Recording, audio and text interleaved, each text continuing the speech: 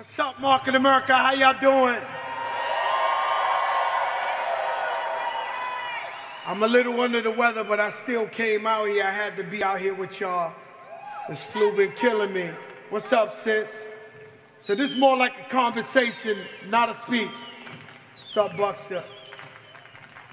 Fear sets in your mind, insecurities, especially if you're the provider for your family. We were so fearless when we were young. The future caught up to you. Now what you gonna do? If only you prepared, but chances are you didn't prepare. So now we gotta play catch up. So how do I get financial freedom? How do I get back ownership of my life? Be able to spend more time with my family. See, we trade time for money. I especially realize this when I'm out performing on New Year's Eve. This is like a big day for me. And I look at all the people working at the place and I say to myself, they obviously want to be with their family, but they have to spend the time to work to provide for their family, right? I often say the hardest part of my job is performing on Mother's Day for other people's mothers and other people's wives when I wish I could be home myself. See, we all have to make sacrifices in life. You know, me, myself, stop the teleprompter for a second. Me, myself. I told him, man, I told him I got the flu, but he's speeding on me, man. So I said, take your time with me. I hallucinate when I got the flu. So just imagine your biggest fear. Let's just say your biggest fear was bugs, and you was trapped in a room with 1,000 bugs for 14 hours, or 1,000 snakes in a room for 14 hours. That's what it's like for me when I fly. I fly 4 to 5 times a week. When the plane goes up and it yanks through the cloud, I feel like the motor's gonna give up, it's struggling. When you hear the crackling noise on the plane, I think the plane's gonna fall apart. So I'm going to do tours 14 hours on a plane, suffering every single second while I'm up there, but I know I have to do this to pay the bills. I know the definition of insanity is doing the same thing over and over and over again, expecting a different result. But even though I took 1 million flights, I still can't get over this fear. I can't get used to it. But the reason I'm telling you the story is because God knows is my biggest fear, but still in all, this is the only way I could provide for my family. So I do it. I don't know about you, but life isn't so easy for me. Sometimes I look at other people's lives and I'm never envious, always happy for them, but I always say, God, why is it so much harder for me? And my friends, I believe this is the story of all our lives. I believe this is actually what bonds us all together. Everyone in here has their own personal story, struggles of hardships and health issues and family issues. No matter what I do, no matter how much I accomplish, I never want to let my family down. I never want to look at my daughter and tell her no. Whether that's her going on the next field trip with her class or her wanting to take an extra dance class. The truth is, I never want to say no, and I'm sure you guys feel the same way. Also, social media doesn't make it any easier these days. You know, everybody seems to be having the time of their life. And I'm guilty of it too. I never post my struggles, never post my hardships. I always post, we're having a great time, right? But we carry the heavy load of working very hard, tirelessly, just to keep up in this world we live in. What's your reality? I mean, like, what's really your reality? You know, I don't know about you. If I knew what I know now, back then, I would own several businesses. And instead of putting our hands in the lives of people that we thought were our family and our friends, and they were just employers, and as soon as they could get somebody inexperienced, less experienced than you, and pay them less than you, they'll fire you. Yet and still, you went there, rain, sleet, or snow. Yet and still you were loyal. You was loyal to the business. One day will come, and this will eventually happen over and over and over again in life, because the traditional 9-to-5 job Every worker is expendable. So they tell you easily, sorry, Mr. Lee, but there's no help wanted. I walk in supermarkets sometimes. You know, when the Fat Joe settles in and I want some cookies and milk at 12 midnight, I sneak in the supermarket and I'm off the diet. Often, the woman behind the counter, she's old enough to be my grandmother. And it gets me sick to my stomach when I see the lady packing the bag at 2 in the morning, 1 in the morning. But unfortunately, she didn't plan for the future, or she didn't have the opportunity we have to become our own bosses. When JR showed me the plan for the first time, I marveled on it because I thought of how many people I knew I could actually help. So I ran out there in the Bronx, all over the country, spreading the word, letting them know about Market America, because I knew this business could change the lives of many, many people. And think of a concept where you could only succeed by helping others. I mean, this thing blew my mind. And you know, you only live once. Life is only once, Big Al. And somehow people know that, and they still choose to live mediocre. You know, I've been shot, I've been stabbed, I've been robbed, you name it, I never gave up. The difference between people who don't make it and people who make it is the people that are successful never give up, period.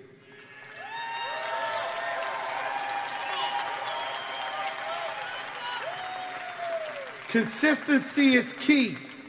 No pressure, no diamonds. You get that? No pressure, no diamonds. Meaning no matter what you do, you have to stay the course. See, everybody has speed bumps. Everyone has problems in their life. But you have to be the earliest one to the UBP and be the last one there as well in order to become successful. The same people that call you crazy for joining this business will call you a hero once you're successful. That is am I not lying? They called you crazy and now they want to ride in the car with you, huh? You know, see, everyone loves the finished product, but never sees the struggle. Coming to conference is what I call spending your time wisely. Are you showing the plan? Are you setting up the follow-ups at the UBPs? I once went to a UBP, and anything you can imagine in the universe went wrong. I believe I went with Linda Martinez in the Bronx. I was with you, right, Linda? The power went out. The TV went out. The computer shut off. Finally, I start showing the plan manually, old school style, with cards and showing the products. But I kept going, right? And the beauty of this UBP is not only did we get follow-ups, but all the prospects turned into UFOs because they seen the passion in my eyes and how much I love this business. So the follow-ups are more important than anything else. And that's what it's all about. You know, leadership is education, not intimidation. See, your team will only respect if you lead by example. People tell me, Joe, man, you got beautiful skin. I say, that's OPC3. They say, you're moving better on stage. I say, yo, that's OPC3. When they ask me, how come you're so successful, Joe? I say, that's easy. That's OPC3. See, you have to use the products in order to be a product of the product. You know, and that way you could talk about the results of the products because you believe it. You talk about it so confident that people will buy it from you. You have to lead from example and from experience. My right-hand man, Big Rich, is in the building. Rich, player to God.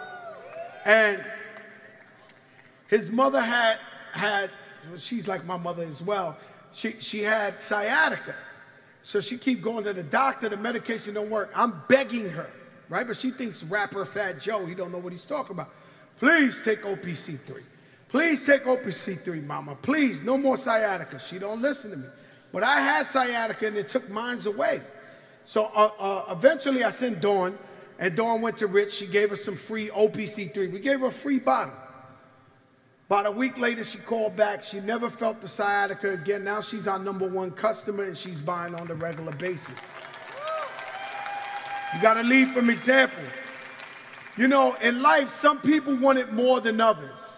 I've met some really, really optimistic people, and I met a whole lot of quitters. You have to tell yourself, you have to surround yourself with optimistic people, especially on franchise owners, because we're so proud, because everybody started from the bottom to rise to the top. It's an even playing field. You know, JR has given us a chance to change our families' lives for generations to come, right? So residual income, you work hard once, really hard. We ain't making nothing short of this. But then you live the rest of your life off of that residual income. Once a success, always a success. I was home the other day. I had a terrible flu. I was supposed to be at a UBP on Wednesday. I'm sorry I didn't make it. And I make them all, by the way. But this flu was serious. I got it on your boat. Don't worry, I don't sue. Okay? Mary Floyd got the flu. Kamal and his wife got the flu. Me and my wife got the flu. It was real things going on that boat. You didn't get the flu. You look amazing. I see you working. You really working out. Sis, you really working out. And that's OPC3. That's OPC3, baby. And so even though I couldn't be there, I'm so addicted to the business, I was actually watching the UBP. And I seen my brother Jim Winkler said that he's still getting paid for some work he put in this business in the 1990s.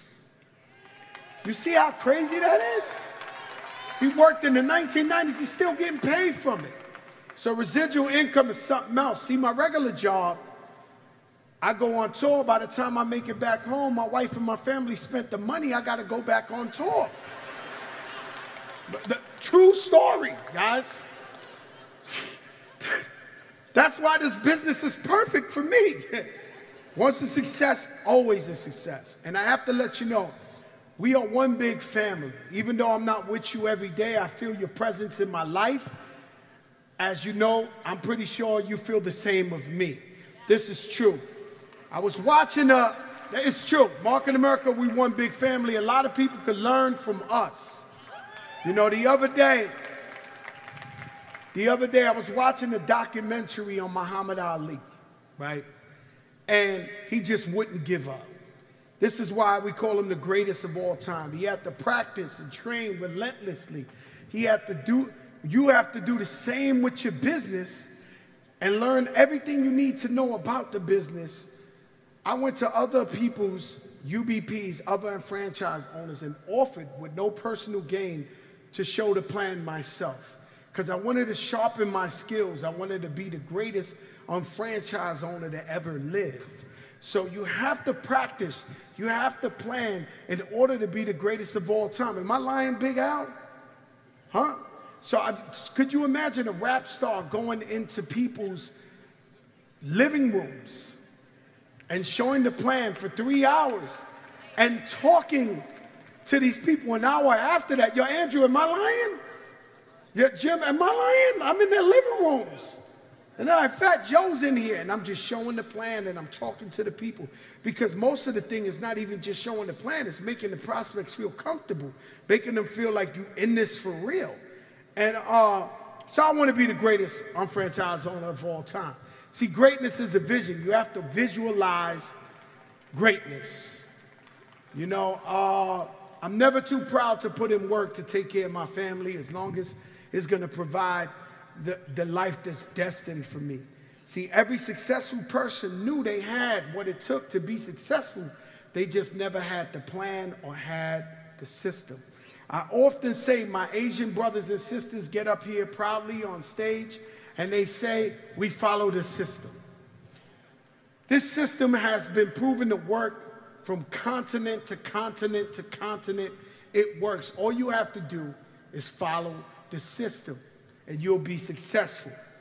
We all agree on a better way of life, no matter what, race, religion, creed, whatever you call. 20,000 entrepreneurs from all walks of life. Check this one out. This is my greatest Jay-Z lyric, right? The great Jay-Z once rapped. He said, nobody will fall because everyone will be each other's crutches. And that's what this business is all about. I help you, you help me. There is no other business like this, right? There's not one person in this room that I believe doesn't want to see everyone else succeed in this room. And that's the secret to our success. But this has to be your time. You have to find the strength within you to level up. Every time I have anyone doubts me, I use that as energy, as fuel, so I can succeed. I call this the Mamba-like mentality.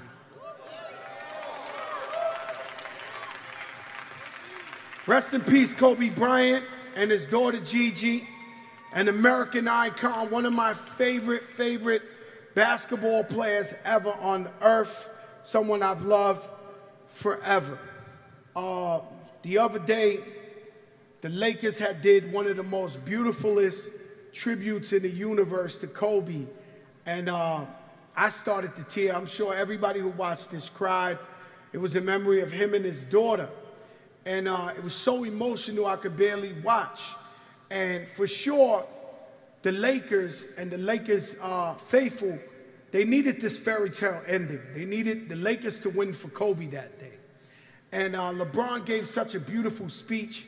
And so they went hard at each other. They played the Portland Trail Blazers. They had Market America's own Carmelo Anthony and a young red-hot Damian Lillard. So they faced off.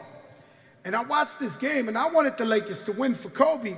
But this guy, Damian Lillard, he wouldn't stop missing. And he was shooting from all over, shooting. And LeBron and them kept trying to stop this guy, but they couldn't. It was like he was possessed. So unfortunately, the fairy tale didn't end the right way. The Blazers won, right? So I watched the interview after the game, and the interviewer interviewed Damian Lillard. He said, it's like you possessed. You made history tonight. What happened? He said, yo, I did it for Kobe.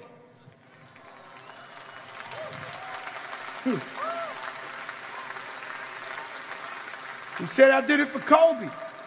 See, it doesn't matter what team you are, if you're on Elizabeth Weber's team or Team Fat Joe or Team whatever. You have to have the Mamba-like mentality in order to succeed. We all in this together. You know, rest in peace, Kobe Bryant. Listen, stay dedicated, stay committed. Consistency is key. I'm going to see you at the next convention. Make sure you buy tickets. I'm a little bit off the weather, so I'm not jumping up and down doing black flips, but I love you, Market America. Thank you so much.